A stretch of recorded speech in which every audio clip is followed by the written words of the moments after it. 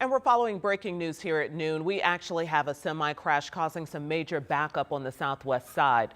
So we do want to give you a look at the scene right now. This is near 465. State police tell us no serious injuries here, but you can see cleanup is going on right now. So there looked to be a lot of dirt on the road when all of this first happened about an hour ago. All westbound lanes of I-70 are closed right now. As you can see, the emergency crews responding there, and flashing lights, everything's shut down. So traffic moving slowly on the eastbound lanes, and probably best to avoid this area for a little bit. So we'll continue to keep our eye on it and keep you updated. Let's also give you an update of the weather now. Meteorologist Sean Ash is joining us this Monday, Tuesday, Wednesday, Wednesday halfway afternoon. home. Hump day. Yeah, and it's a real interesting day. The forecast playing out as expected. Interesting because we have such a large viewing area.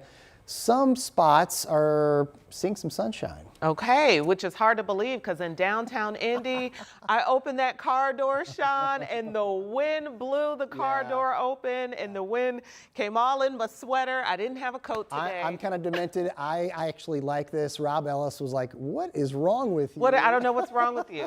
Yeah. So let me show you one area that's the sky's rather bright, and that's down in Brown County. You can see a lot of blue, a little bit of cloud cover, but as Felicia pointed out, this is the vantage point from downtown. We're looking south. You can see, you get a little bit farther south, maybe in the southern Johnson County, southern Morgan, Shelby counties, a little bit better shot of getting into the brighter sky. But for a lot of folks, it's the blanket of gray. And boy, let me tell you, is it ever doing its job? We're not got a lot of sunshine, so temperatures are not budging much at all. Those are current readings here. We're in the mid 40s, and it feels cooler than that when you tackle on this gusty wind from the west. So there's some sting to the air, and here you go. This is the blanket of cloud cover that goes all the way to the Michiana border. And if you think it's bad here, we've got lake effect rain showers that's coming off of Lake Michigan. Really nasty day over the northeastern parts of the state. We're going to peel this cloud deck away tonight, and we're going to chill it down. We're going to talk about a frost advisory and a widespread freeze for some areas coming up here in a few minutes. Sean, thank you so much. And today is the pretrial conference in the case of Fox Sports analyst Mark Sanchez. This comes almost 3 weeks after his alleged role in a stabbing attack in downtown Indianapolis. Sanchez is facing a felony battery charge after police say he put a 69-year-old man in the hospital following a fight. The victim has also filed a civil lawsuit against Sanchez and Fox Sports. Marion County prosecutor Ryan Mears told 13 News if Sanchez is convicted of the level 5 felony charge, he could face 1 to 5 years in prison. Court records show this meeting is only for attorneys, and it will start at 1 p.m.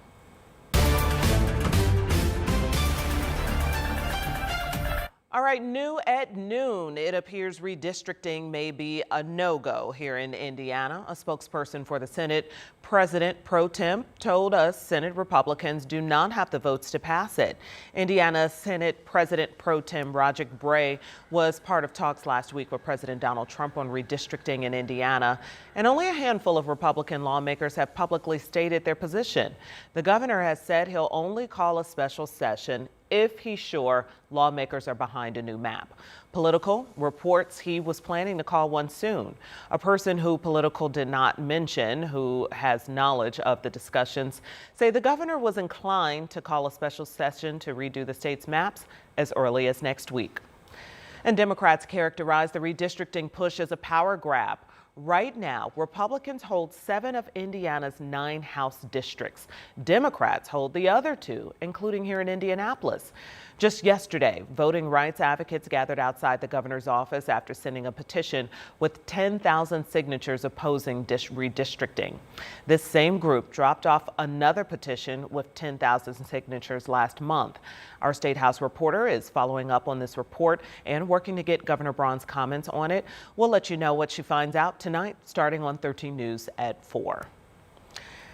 And new today, we now know the name of a man killed in a double shooting on the near south side. The Marion County Coroner's Office confirms 34-year-old Zachary Lillard died in the shooting. A woman also hurt.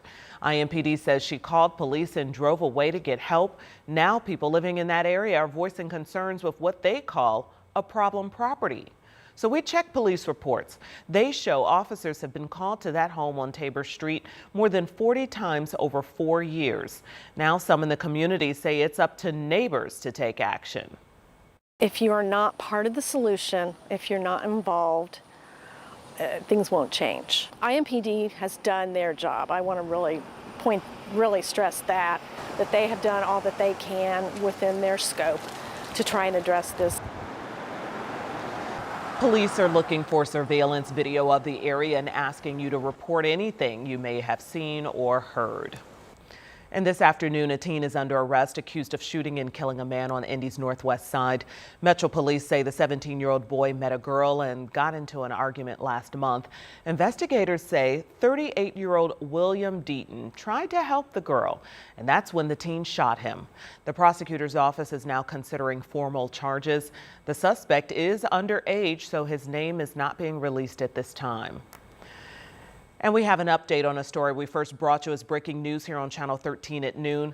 A man is now back in custody after escaping from Marion County Sheriff's Office custody. The search for this man lasted hours. Sheriff's deputies started looking for Deontay Green, who was in handcuffs and shackles around 12:30 yesterday afternoon. IMPD confirmed he was recaptured around 4 p.m. He was in the custody of the Community Corrections Department at the time of the escape. A spokesperson for the Sheriff's Office said he jumped out of the transport vehicle on the way to the Marion County Community Justice Campus and ran from officers. He had not been booked into the jail after police arrested him on an outstanding warrant for unlawful possession of a firearm by a serious violent felon. A woman accused of killing a man in a case of road rage remains in jail without bond. Deborah Benefiel made her first appearance in court yesterday. The judge also ruled the 23-year-old cannot contact the victim's girlfriend. Benefiel is charged with murder and criminal recklessness. Police say she shot 21-year-old Kentrell Settles Friday near 38th and Georgetown, and court documents say Settles honked his horn at her when she did not pull forward at a green light. Those documents say Benefiel followed Settles' car and shot at it, striking Settles. And to sports now, Pacers rookie Cam Jones is talking about his recent arrest, and it's probably not what this team wants to be talking about because they're just hours away from the season opener. Police arrested Jones yesterday morning after they say he led officers on a brief chase on I-65. Investigators say Jones was driving recklessly when they tried to pull him over. Police say he kept driving. They eventually got him stopped. Police say Jones told them he was late for practice, and now he's apologizing to the team and to fans. Never been through anything like this, but definitely a mistake that I've learned from, and anything close won't come. Nothing close will happen to this again. Did I say that right? Anything, it won't happen again. Yeah, there we go. Deeply sorry to the organization, and looking forward to kind of letting this go past and get back to work.